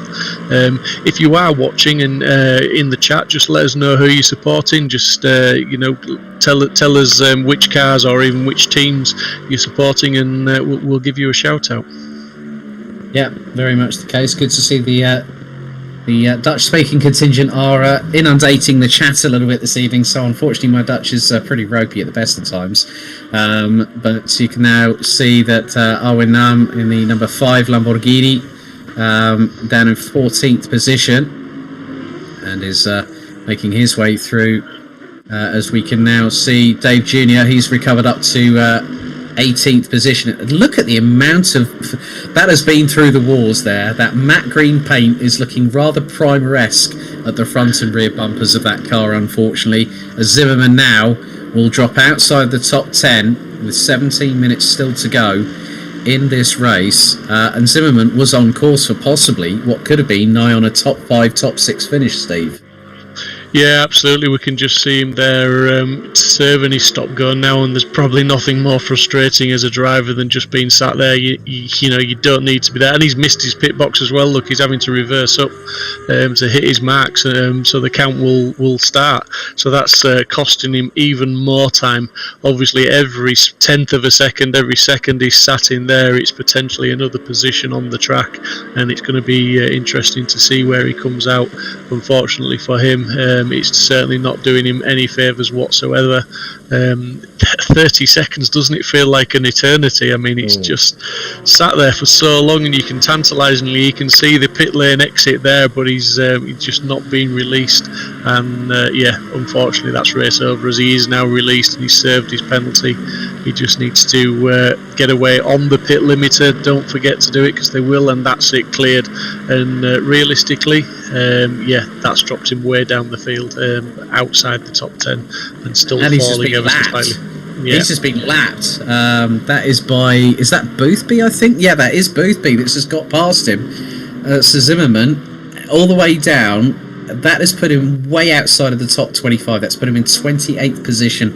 That is a real shame for Simon Zimmerman in the number 21 Nissan GTR Nismo GT3, as we now go back to our leader, who is on lap number 22, George Boothby. Roger Schoenemacher says, come on, Zander Vale. And Zander's currently showing in 20th position, actually just ahead of Zimmerman, it looks like. Whereas Zimmerman, according to the timing screen, well, when he came out of the pits, he was down in 28th position. And you can see that now it's starting to reset itself on the timing tower on the left-hand side. We go on board with the number 808 from Mode 11 Racing. And that was one of the cars that was just trying to get out of the way. So Zander going in the Mode 11 Racing camouflaged Lexus RCF GT3. So in many respects this is going to be rather interesting, as Zander has got a Porsche closing up behind in the racing livery. That is, I think that's Nard Cox, possibly in the 35. Just a bit deep there. Oh, that was very deep indeed.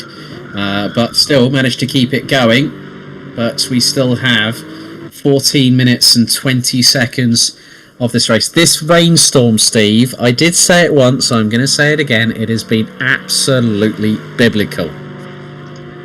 Yeah, absolutely. It's not showing any signs of lifting. The conditions, as we've seen James Warren there, just gone a little bit deep in the last turn, up onto the gravel. So Warren having one of his worst, or one of his, shall we say, less competitive races, as he's dropping further down the order now, and that's into 27th. So he'd made up some good ground. He'd previously been down in 28th, I think, hadn't he? And then he managed to claw his way back up there, as we saw. But yeah, that mistake's just cost him another 2 or 3 positions and set him back a little bit. 13 minutes and 36 seconds on the clock now, as we're just seeing a couple of yellow flags being waved now in the Mercedes arena. So the driver's just going through with a little bit more caution, but we are back to green flags. But Warren, yeah, he'll be disappointed with this race this evening, especially seeing as he is wearing the number 1 plate on that Ferrari. So the number 1 plate carries certain expectations on its own, let alone depending on a driver like James Warren, who is he's a very, very good driver, and I'm sure it's not where he expected to be this evening. I think also the fact that Cody Pride actually mentioning on the YouTube chat that, and this is obviously filled with sarcasm, he's not a happy bunny, my internet loves me. Cody, we hope to see, we look forward to seeing you back at Misano in a couple of weeks' time for round 2 of this particular sprint championship, season 3, whereas we go into season 2 of GT4 next week at the Hungaroring in just 7 days' time. James Warren Still battling away. That looks to be Matas Marques, I believe, just behind in the number 84. So they're battling over 28th position.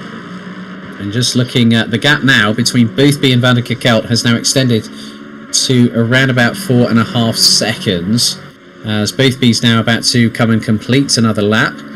And these drivers have very much been put through the ringer, virtually speaking, here at the Nürburgring. As there's been a moment. Was that the leader? Was that the leader there, Boothby? Was that the leader, or was that That must have been Boothby.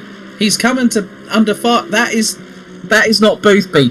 Please do not tell me that was George Boothby trying to negotiate his way past a back marker, and he got caught up. Oh, I think Boothby's still going though, but that was definitely a heart in the moment. Or was that Van der Kerkelt? I think that might have been Van der Kerkelt, because Van der Kerkelt's just gone through the Haughaken. So I think that was Van der Kerkelt. Yes, that was Van der Kerkelt. He got caught up, and that went from 4.5 seconds to 13 like that, Steve. Van der Kerkelt's chance at a race victory is over, and Marcel V, you can see the front end of that car. That shows that Van der Kerkelt had nowhere to go, and I'm not too sure who that involved. I think I'm just going to have a look. It looks to be the 444 of Dennis Werkman was involved, and then also the number 90 of Klaus Verster. So 2 other cars involved, and that Van der Kerkelt will not be happy about it. But the thing is that he's still going to get 30 points at the end of this race. But he will have wanted to damn well make sure that Boothby didn't have room to breathe, and it just the back markers. It can happen that 2 back markers can come together. You've got a leader closing up on you at a consummate rate of knots, and it's the one that's trying to overtake is the one that gets caught up in all the drama. Yeah, absolutely. Apologies, I couldn't get onto that with the cameras, as the app that runs the cameras had frozen, so I just had to quickly restart that. So the crucial time in the race when we needed to jump cars, and it froze up, so I couldn't change cameras. But yeah, definitely devastating for Van der Kerkelt. Obviously, like you say, he's still in a strong position in second place. Fortunately for him, it didn't cost him enough time for the Bentley of Marcel in the 969 Bentley. Hasn't caught him up. It's closed the gap down somewhat significantly, but unless Van der Kerkelt has got a lot of damage and has lost some pace, I don't think Marcel's going to be able to catch him. He's still a good sort of 6 seconds back, I believe, 5-6 seconds back, so that's still a significant gap. But the guys are battling really hard, and it has to be said, for the conditions that they are battling in and they're racing in, the racing has been pretty clean, pretty consistent, and very very respectful between the guys. It's been good racing tonight so far, and a cracking opener to what is promising to be a storming GT3 Championship.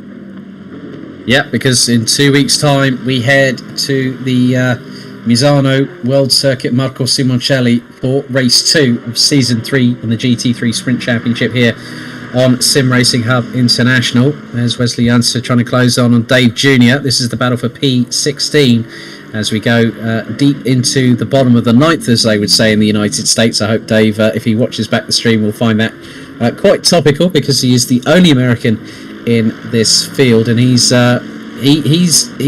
got caught up in the dramas earlier on in the race, but with the amount of pace that he's shown as one of our 25 professional drivers in this championship, to come back like that, it just shows the steely determination of how much hard work these drivers put in. Hours and hours, days, weeks, months, years in some respects. How these drivers can just absolutely be like metronomes. As you can then see, we go to what is the battle now for 11th, 12th, 13th and 14th. Now this is looking really close. You've got Alwin Nam in the Team Rocket the Furious Lamborghini Huracan in 11th. Aaron van Drooinen in the number 24.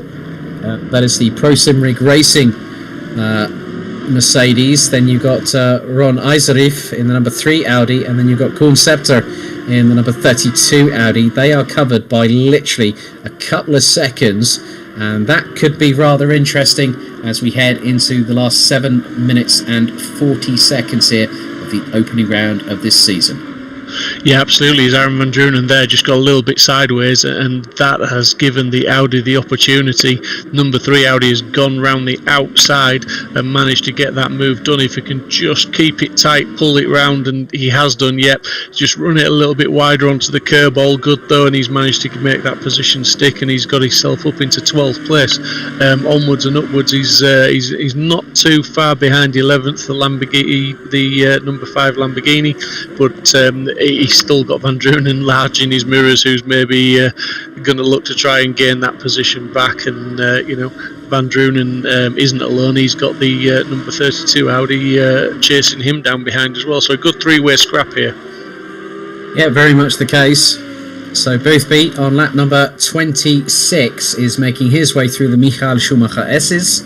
There's Sam Spankelink, and he is closing rather quickly on Patrick Vance, and Spankelink did a 2 minute 2.937. Vance did a 2 minute 4.287. So I'm wondering if Vance is just he's trying to get the car home. If he needs to start defending, he's got to be rather careful with where Sam Spankelink parks that Porsche in terms of the proximity to that Lexus RCF GT3. They've now just come out of the Ford curve down towards Dunlop. Hard on the brakes go the pair of them, but no daylight yet seen by Spankelink, as that's getting rather interesting between the pair of them. So Boothby has a 15.1 second lead ahead of Niels van der Kerkhout. Marcel V, Patrick Vance, Sam Spankelink, Christian Malcherek, Jordi Bakker, Yannick Valenduc, Damien de Keyser, and Tim Kroll round out the top 10 positions, as now Vance getting caught up with back markers just up ahead. There is an Audi just in front of him, as they are now going to go through the right-hander and going into the NGK chicane. Vance getting a really good turn of speed, actually dropping Spankelink ever so slightly as they go through the NGK chicane. The back marker now steps out of the way, allows Vance to get through, but Spankelink is waiting in the wings to see what happens. They come out of the Hyundai N-Carver, and now Spankelink has got the run on Patrick Vance, as now the back marker needs to just keep to the left-hand side, just stay out of the way. We go on board with Spankelink into the Hagen. The gap now just 0.2 of a second in between these two drivers, battling away over what is 4th position at the end of what has been an interesting 55 and close to a half minutes so far. We've got just over 4 minutes and 40 still remaining, so Spankelink hunting down that 4th place ahead of behind Patrick Vance, who is the leading semi-pro driver. And there comes the run that Spankelink needs. And is he going to get it going into the next left-hander? He's going to try and look towards the inside, but Vance keeps it planted neatly on the racing line. And then through into Dunlop. They're going to come out of the corner. The Lexus already stretching an advantage over the Porsche up towards the Michael Schumacher S's. Spankelink, well, no, this is not the Schumacher S's, my apologies there. It was Ford curve we just went through. Now into Dunlop. Let's see what the run coming out of the corner is going to be for Sam Spankelink. He's about a couple of car lengths, maybe even a car length and a half going through into the Schumacher S's. You can just see that through the midpoint of it, as the elevation starts to increase, the Lexus gets the legs on the Porsche there, Steve. Yeah, absolutely. I mean, the Porsche is still probably better than the Lexus for the corner exit. If Sam can just get it all linked up, as we saw, coming out of the Mercedes arena, he really got that Porsche hooked up and just got sat on the back of the Lexus. For me, the Lexus have once defended really, really well. Spankelink was never really going to get that move done, and I felt he would have maybe been better just trying to sit tighter through that section and go for the exit on the next corner for the run down to the Dunlop. But it is what it is. He's still sat there. He's sat within a second, although the Lexus has just stretched its legs a little bit more, and that gap's opened up to what it was on the previous lap. But we'll see what Sam can do. We know he's a quick driver. He just needs to hook all the corners up together as Once just runs a little bit wide there, and that's got Sem maybe just closing the gap down ever so slightly back into the Mercedes arena, and Sem really on the pace. He knows what he's got to do. He's got to try and get that car. There's another car up front, that's a back marker, I believe, has just spun out of the way quite graciously, but Sem just struggling to, I think he's trying almost too hard at the moment now. He's using all the track a little bit more, and I think he's just asking maybe slightly too much of those drive wheels of that Porsche, and it's just struggling to get the power down, because I think he's maybe just been a little bit aggressive with it and trying that bit too hard. And at the opposite end of the scale, Patrick Wants with the Lexus is really just being as smooth as he can. He's driving his lines, he's driving pretty well at the moment, it has to be said. And saying that, there he goes, runs deep out wide onto the gravel. That's going to give Sem the chance to sneak up the inside, get the power down. If he can get the drive out of there, which he has, he's got the advantage up through the Schumacher S's now, and he's got the move done. But I don't think this is going to be over. I think that Lexus has got some drive, and I think Once he's going to try and get that position back. He's going to have to make that rear end of that Porsche as wide as humanly possible. We know that it has very aggressive wide haunches on the back end of that 911 GT3. I have noticed, Steve, we're into the last 90 seconds, and I believe that George Boothby is on the final lap of this race. We're on the 29th lap of the race here at the Nürburgring. 3.2 miles per lap covered, or just under 5.15 kilometres. So Boothby managing to he was sitting pretty behind Niels van der Kerkhout, but obviously that drama for van der Kerkhout with the two back markers that were involved really caused problems for the Dutch driver from Sidemax Motorworks. But it's going to be his teammate who now comes through Dunlop. We're going to stick with him for the minute, as Patrick Wants now is about 7.5 tenths behind Sem Spenkelink. So that mistake from Patrick Wants is still going to mean that he's going to lead the way in semi-pro at the end of this race. But to miss out on 4th position, he'll be kicking himself after that one, won't he? Yeah, absolutely, but I have to say, Spenkelink, what a drive from him. We've seen a couple of mistakes, but he's managed to claw his way back up to 4th place. So I think, it just shows keeping your head down, recovering from the mistakes. 60-minute race, there was plenty of time, but the clock is ticking down now, 10 seconds on the clock. I think this is going to be pretty much it as we go in 5, 4 and 3, 2, 1. Literally, we're going to have the end of the race now, as Boothby's going to come round the last corner. Couldn't have timed it much better. He's just going to take the checkered flag of the round 1 of SRHI GT3. So George Boothby, after 29 laps, takes the checkered flag. So it is a Sidemax Motorworks 1-2. Niels van der Kerkhout is now making his way through, and in the meantime he's had a bit of a wounded prancing horse, because Marcel V will finish in 3rd position and round out the podium provisionally, but is only 2 seconds adrift. Van der Kerkhout makes it a 1-2 for the team at Sidemax Motorworks. Marcel V takes 3rd. Sem Spenkelink now makes his way down through Advan into the NGK chicane. A great drive from Patrick Wants from Pulse Motorsport, the leading Pro-Am driver, who will take a 5th place finish, but will take the initial advantage in the semi-pro category. Spenkelink, the highest of the finishers from Porsche. There is Christian Malschrek from in the number 46. He will cross the line. The Odyssey Racing Ferrari takes 6th position. Nice work by Yori Bakker in the number 99, taking 7th. Yannick Valentuk from Team Rocket the Fast in the 301 Lamborghini takes 8th place. Damien de Keyser takes 9th place. And what a comeback from Arwen Nam in the number 5 Lamborghini Huracan. The Team Rocket the Furious driver now has that. I think that's Tim Kroll trying to chase him down in the dying stages, and not too far behind is Ron Eiserif. So Nam will round out the top 10. Kroll will take 11th. Eiserif Van Druynen takes that is 12th and 13th respective. Conceptor takes 14th. Then you've got the number 18 of Janse taking 15th ahead of Tim Muris from Dynamic Motorsports in the number 9 Honda NSX GT3. So Janssen will take the line first, rounding out the top 15. There is Klaas Vester, as Terhorst will take 17th at the flag. Dave Jr. comes back from what was a disastrous first tour around here. Then you got Zondervale, then you got Treffers, Zimmerman, Markesh, Ingenwarth as well, amongst others. You've then got James Warren finishes in 25th. Martin van der Kraan, Michiel Hutman, Joris Everleens, Dennis Werkman, Sebastian Slapek, Frans van der Linden, Dimitri Schenk, Sebastian Sorricino. Then you got Tim Nijboer.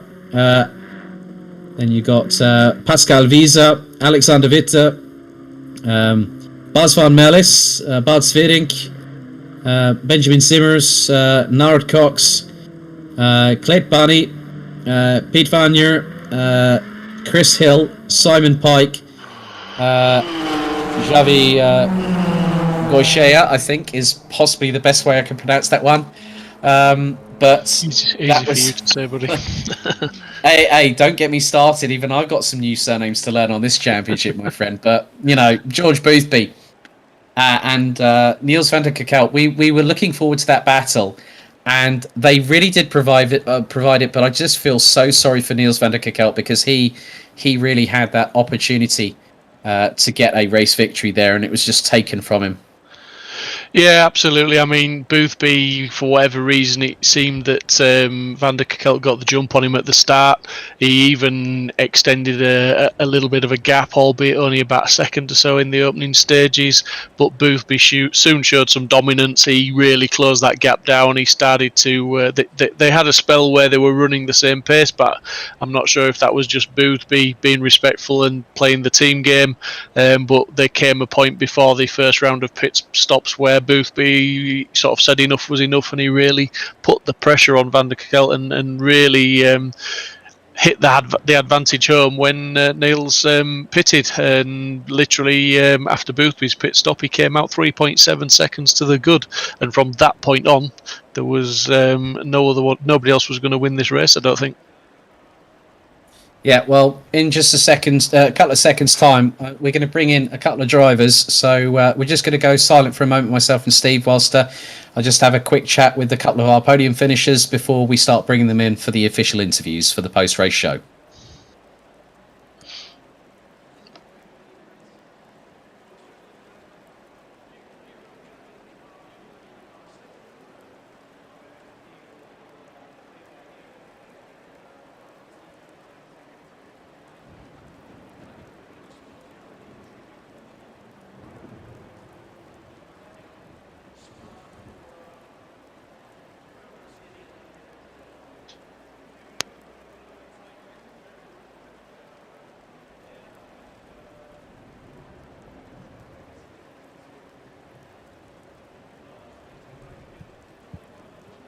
Okay, right. Without further ado, let's bring in our race victor for round 1 of 9 for Season 3 GT3 Sprint Championship here on SRHI. I'm now going to bring in George Boothby, our race victor. So, George, many congratulations. It was a 1-2 for Niels, for after qualification. Niels putting it on pole. Well, Niels getting the jump on you, going down into the Hellcat, and you put it on pole by an absolutely humongous margin. But we were really interested to see what the battle was. It was a bit unfortunate for Niels, wasn't it, when he was trying to catch up with you. You'd come out about 3.7 seconds after your pit stop ahead of Niels, and you really put the laps in. It could have been a really more interesting battle if those back markers had not given Niels anywhere to go, wouldn't you say? Yeah, from the start, obviously we had a very close turn 1. I don't think an inch was given by either of us. It was very hard racing, but so Niels managed to just sneak into the lead. I feel like I had a little more pace, but it's just so hard to stick with people because obviously with the spray, it's really difficult. So every time he'd make a little mistake, I'd then make a little mistake, and it was just, it was crazy. So I knew it would be definitely down to the pit stop. And I got quite lucky because I think he ran a little bit less fuel than me. So I managed to do 2 extra laps. And I think that helped out. But also, yeah, I think Niels may have maybe missed his box by a little bit, because then it gave me a few seconds advantage. And then when we came out of the pits, I was wondering, is he going to catch up? Is he going to catch up? But yeah, I mean, with a race like this, back markers are going to come into it at some point. And I think, unfortunately for Niels, he did get tangled up with a few of them. So let me just, relax a bit. Now, obviously, heading into Misano in a couple of weeks' time, that gives you a good run of confidence. But obviously, for Sidemax, it also means that you guys take the lead in the team standings. A 65-point haul there. That must be pretty good for the pair of you. And I know for a fact that the pair of you will want to outdo one another. Oh yeah. Come Misano in a couple of weeks. Yeah, it's a really good sort of friendly battle. So obviously you always want to come out on top, but if the other driver can also come second or right behind you, that's the best result possible. So I'm really happy, even after those little incidents, that Niels could still keep it second. So fair play to him there, fair play. And yeah, I'm really looking forward to Misano as well, because that's one of my favorite tracks. So I'm really looking forward to that. And you're in the right car for it, my friend. Oh yes. Good. Well done tonight, George. Congratulations, and we'll see you in a couple of weeks' time at Misano. Thank you very much, pal. Cheers. Cheers. Right, so good to hear from George Boothby. We'll now try and pull in. I'm just going to go into the green room. I'll be back in just a moment time with our runner-up for this evening.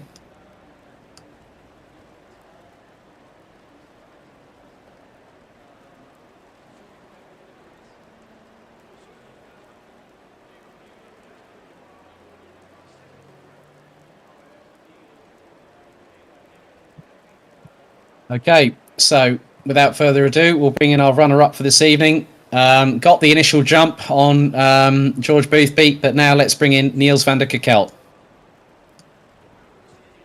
So, Niels, a very unfortunate incident towards the bottom part of the race, but you gave George something to think about this evening ahead of Misano in a couple of weeks' time, didn't you? Yeah, good evening, lads. Yeah, it was quite an enjoyable race. I think... when I still had George behind me, there was just no way for him to pass me. I knew he had a little bit of pace on me, but yeah, as long as I kept in front of him, I would have him. But unfortunately, I had a really terrible pit stop. And then after that, my pace was looking all right, but I first got into an incident with some Audi, or was it a Lexus? Not even sure what it was. So yeah, that basically... relieve me of any hope that I still had to get the P1. But yeah, just kept on going, and then in the last lap it got kind of scary as well with the back marker. But yeah, luckily I didn't lose the position. I could just drive on. I did finish with a lot of damage, but oh well, it is what it is. I'm very happy with the P2. Yeah. I was going to say, you said to me it was 38 seconds worth of damage repair that you were still racing with right up until the checkered flag. I mean, credit to you, Niels. Fantastic job tonight. I had about 18 seconds from that first hit, and then yeah, that last hit just gave me a lot more. But it's all good. Like I said, I'm happy with the P2, and I'm even more happy with the 1-2 for Sidemax. Yeah, exactly. That means you guys have got a definitive advantage in the team standings going into Misano. Obviously, I spoke to George. He said, "Yeah, it's one of my favourite tracks." What are your favourite thing? What do you like Misano as a track? Because I mean, it's you got to have a lot of guts, haven't you, to go through Corvone at over 250 kilometers an hour in a Ferrari of all cars. Yeah, I think George and me are very much alike in that sense, because I love Misano as well. We have a very similar taste in tracks, so yeah, I'm hoping to get him battling again next race, and we'll see how he goes in the championship. Okay, well, still good to see you on the podium, Niels, and well done tonight. Good luck at Misano in a couple of weeks. Thank you very much, gentlemen. See you in 2 weeks' time. Yes, indeed. At Misano. All right, I'll see you then.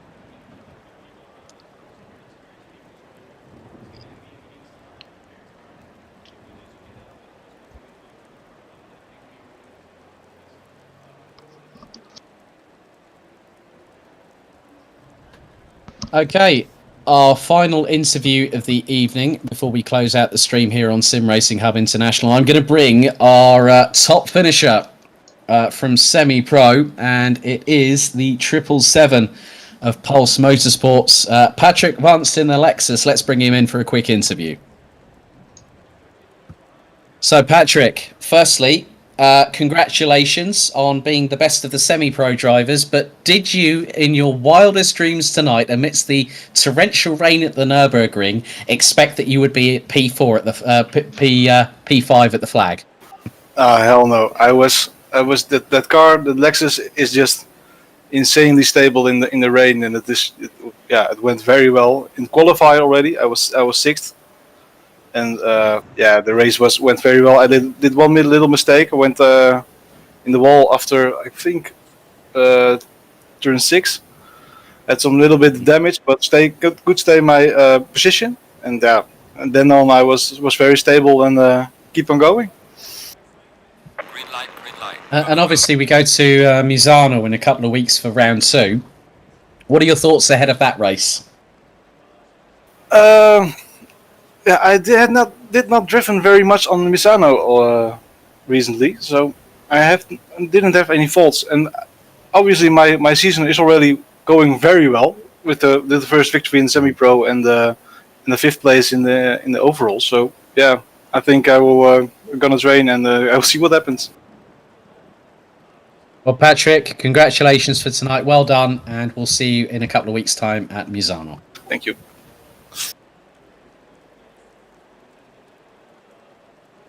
So, Steve, really good to hear from George Boothby, Niels van der Kakelt, and our semi-pro victor for this round, Patrick Vance. I mean, the rain just brought everything we wanted in a great race, and we had one tonight, didn't we?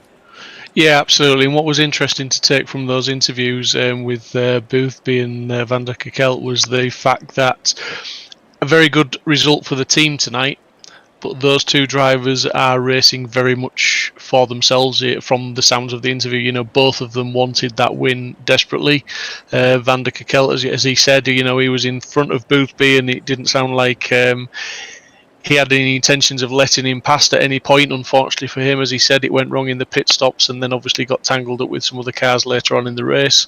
And Boothby, again, you know, he very much wanted to get past and get that win, which he ended up getting.